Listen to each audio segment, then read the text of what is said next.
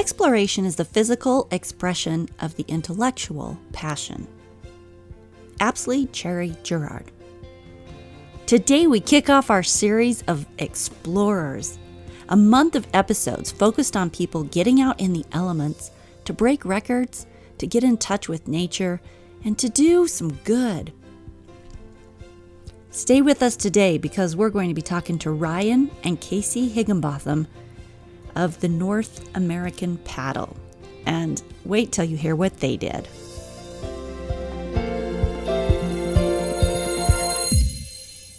Stories are our lives in language. Welcome to the Love Your Story podcast. I'm Lori Lee, and I'm excited for our future together of telling stories, evaluating our own stories, and lifting ourselves and others to greater places because of our control over our stories. This podcast is about empowerment and giving you, the listener, ideas to work with in making your stories work for you. Story power serves you best when you know how to use it.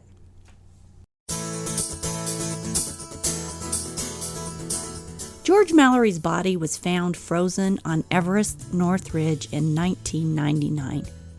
It had been there since 1924 when he made his third and fatal attempt to summit Everest. When asked in 1923 by a New York Times reporter why he was intent on climbing Everest, he simply said, "Because it's there." His words explained something that defines much of the human mindset toward many an adventure. Why are we drawn to do hard things, dangerous things, unnecessary things, simply to prove that we can? In my interview with the Higgenbotham twins, their reason for choosing the most difficult way, prone on a paddleboard, and using only their arms to paddle 2,200 miles from Alaska to Mexico, was very similar. It was because they wanted an adventure, and no one had done this before. So these 25-year-old California lifeguards, whose crazy advice is that everyone will feel more alive in 50-degree water on the fast track to hypothermia, they headed out on an unassisted paddle where the waves broke their boards. The weather, cold, and tides were a daily challenge. And two brothers who were known for fighting with one another regularly, full-on fistfights, learned how to work together in order to survive and developed quite a set of muscles paddling 20 to 25 miles a day, laying on their stomachs and using their arms to paddle down the western coastline of the United States. And why did they do it? Well, because they could. Here's their story in my interview with them.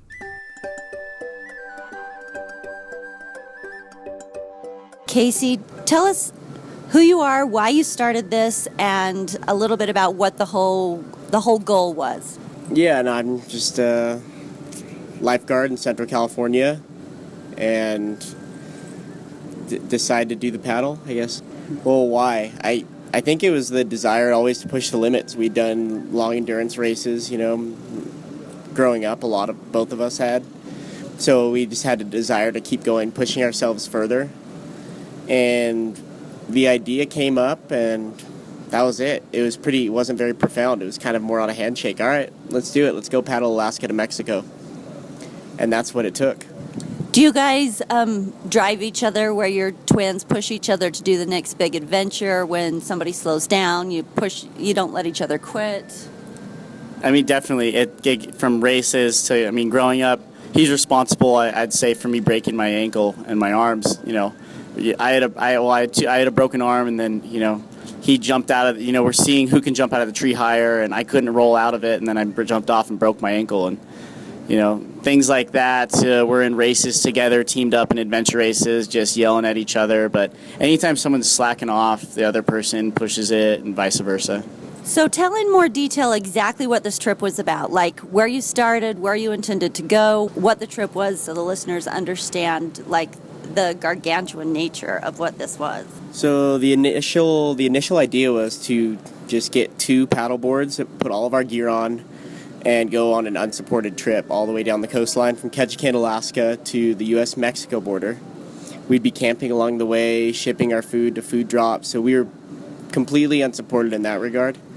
and no one had really done it before, so we're trying to figure out ways to do it along the way. And we wanted to promote coastal conservation through it, and I think that may come out in part of the film, but the story changed because we went from the idea that we'd be thriving and talking about these areas and exposing the beauty of them to more of a survival story, so survival, not thriving, which really changed how we approached it, or could, because you're struggling every day and you run out of food in certain spots and you're just kind of grinding. So the story changed, but for us it was about pushing on. You have a goal and you're going to reach it no matter what. So what was the biggest struggle? What ended up, now that you're looking back at it all, what was the hardest part? Can you tell me a story of your hardest part, each of you? It's tough to narrow that down. I think it's the everyday grind. I think it's going, you're 3 months in and there's still more than half of this thing in front of you.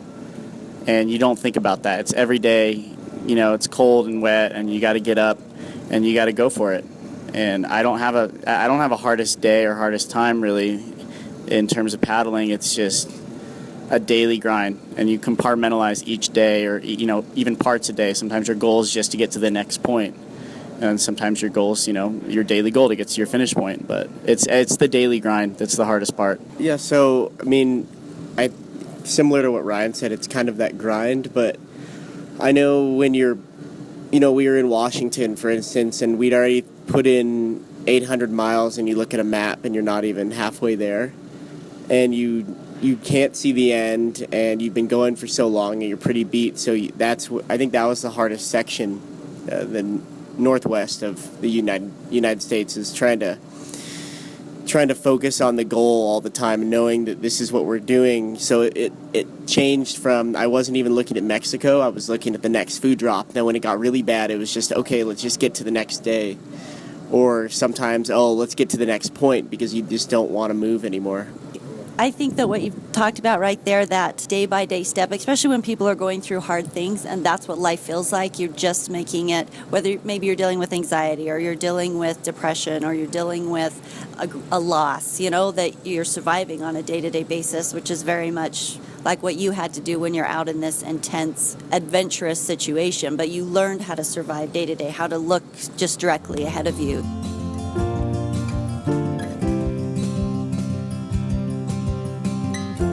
Yeah, for me, that this part, was the toughest part of the whole paddle. Even though we weren't paddling at that moment, is when we broke the board. Casey broke his board, and it was a quick turnaround. I called Joe, we called our friend Pat, and we were headed down to pick up the board from Joe in LA and get back to Central Oregon. And we spent 2 nights at home, and I remember, it was the day before the 4th of July, and our initial itinerary planned us to be in Pismo on the 4th of July back at home. But, we were obviously there, and it wasn't the time for us to be there. But you're in a bubble of safety there. You have familiar faces around you. It's a weird feeling when you've been out there, and finally you're just, you see friends and family again. And I didn't want to go back on the water. I wanted to stay for the 4th and delay. I was like, maybe we'll stay for a week, just hang out. But, you stay for a week, then what if a big storm hits? Things happen. You could get delayed. And I was looking for any excuse to stay. And I looked at the weather report. The weather was good. And, I didn't want to go. And I remember I walked into the bathroom, and I always say, tell people it sounds kind of cheesy, but I looked in the mirror, and it was a definitive moment in my life. And I said, who do you want to be? And, if I delay, it's as good as quitting. And I'd be quitting on myself, but more importantly, my brother. And that's not someone that I'll ever be. And I walked out, and we left the next morning.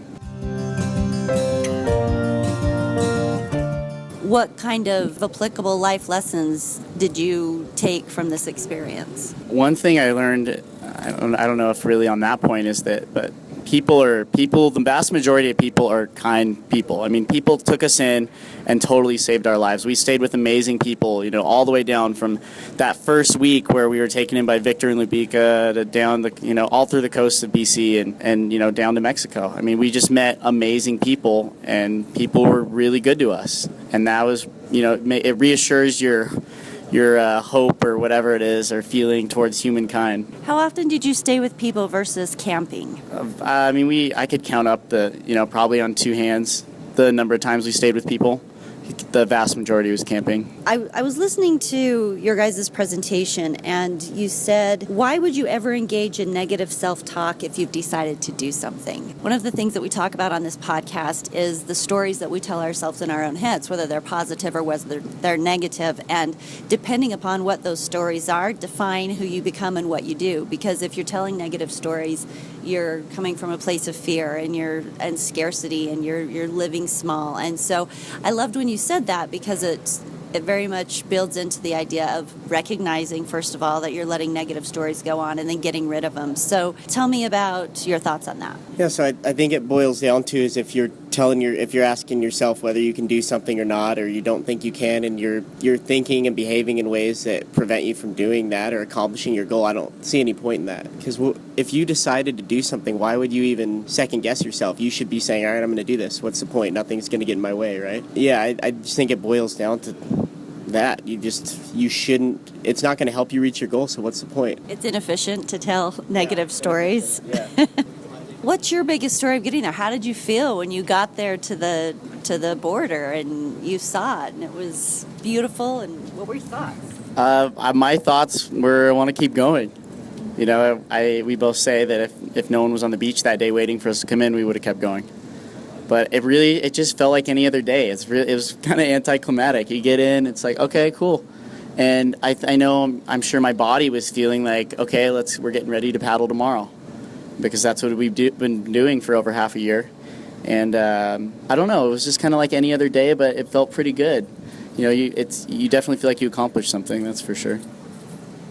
So you started in March of 2016 and then finished and got to the Mexican border on October 21st.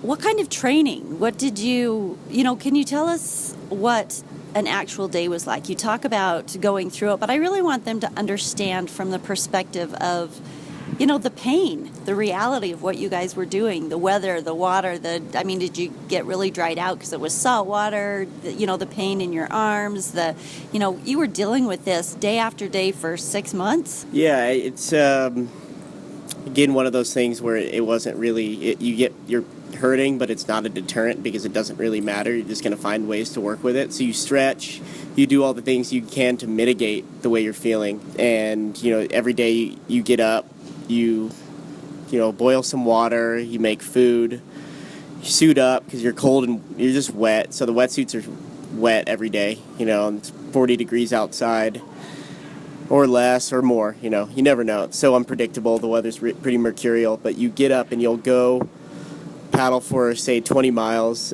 6 hours, and then head in. That's an average day. Some days, okay, we're paddling for 9 hours.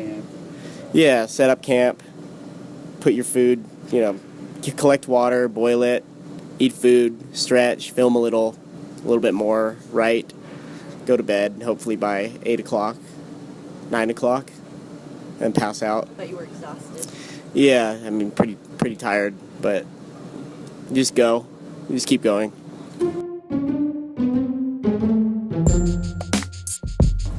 So now looking back, what are your thoughts about your adventure, about working together, about where you want to go from here? Where's your story take you from here? It's tough to say. One of my favorite things to do, I think, in my life is go with my brother and go do some adventure. Charge hard and try to push the limits. That's to me the coolest thing. So when I go back from here directly, I'm going to go back and lifeguard at the beach. I'm going to get back to work there.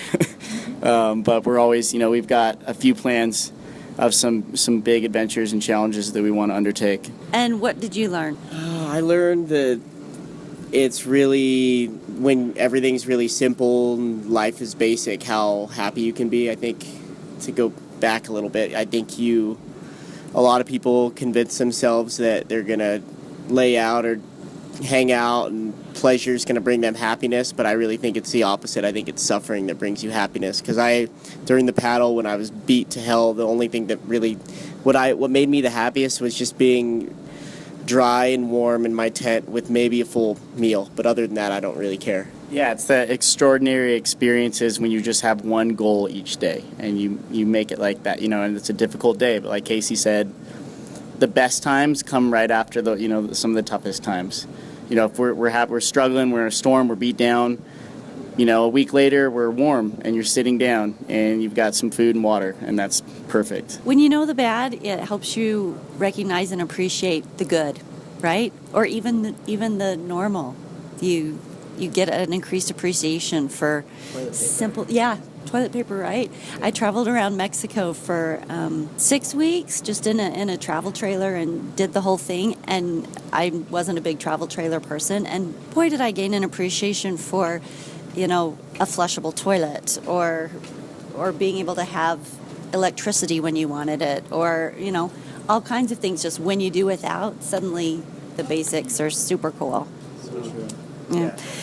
So if you had just one last thing that you wanted to leave with the listeners, what do you want to say? I'd say if you've got a big idea, you've got a challenge, go for it. Don't let anybody tell you can't do it, and you know, don't doubt yourself, because if you really want something, you can make it happen. I would say go get in cold water. Try to get a little bit of a hypothermia, you know, a little bit of hypothermia, get the shakes going. It'll make you feel good. 100%. And if you don't believe me, try it, and you'll see. How does that make you feel good? You come out feeling reinvigorated, elated, happy. If you don't believe it, you have to try it. You just got to get in the water, get a little of that cold suffering going on. You'll be stoked. I want to second that. That's probably the best thing that either of us could say to that, what you want to leave people with. Do you think that it's because you guys are water people, or you think that applies to everybody? I actually know it applies to everybody. I took my cousin out there one time, a total city guy. We threw him in the ocean, made him stay in until he got hypothermia. Like, wouldn't let him leave, actually. We kept him in the ocean because he can't fight us in the water, right? So we keep him out there till he's totally out of it. His motor functions are down, and he gets out and he's like laughing his ass off, you know. He loved it, and at first he was hating us. He was really angry because we're actually holding this guy in the water. But he get out and he's happy because it's cold water. It's like I said. I think you guys are masochistic. So tell me about. I'm so happy. Yeah. Tell me about the movie. Do you guys know when it's going to come out, and where people can find you, and if you want them to follow you, that type of thing? It's really up in the air. You know, it's it's us and some friends, and we're putting all the footage we have together. So yeah, I think it's kind of an enigma. It's tough to say even from my end. Yeah, you can find us in the ocean. That's the best place too, Central California. And the film, I'm not sure when it'll be out, but hopefully I'll hear about it.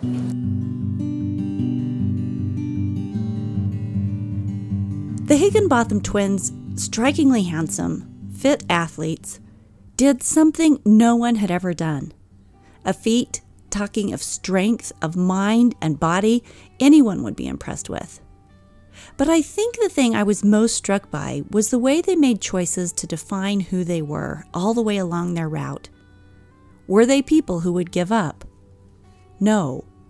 As Ryan looked in the mirror and contemplated what type of man he was, he actively chose discomfort to head back out when he would have preferred a reprieve at home, because he didn't want to be the man who would quit, or he didn't want to be a man who procrastinated or let someone else down.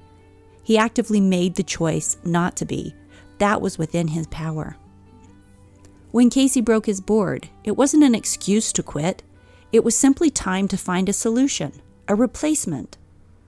Choices like this on adventures like this represent the way we also handle life. When all their electrical equipment conked out, but a wristwatch, they defined their story with maps instead of a GPS.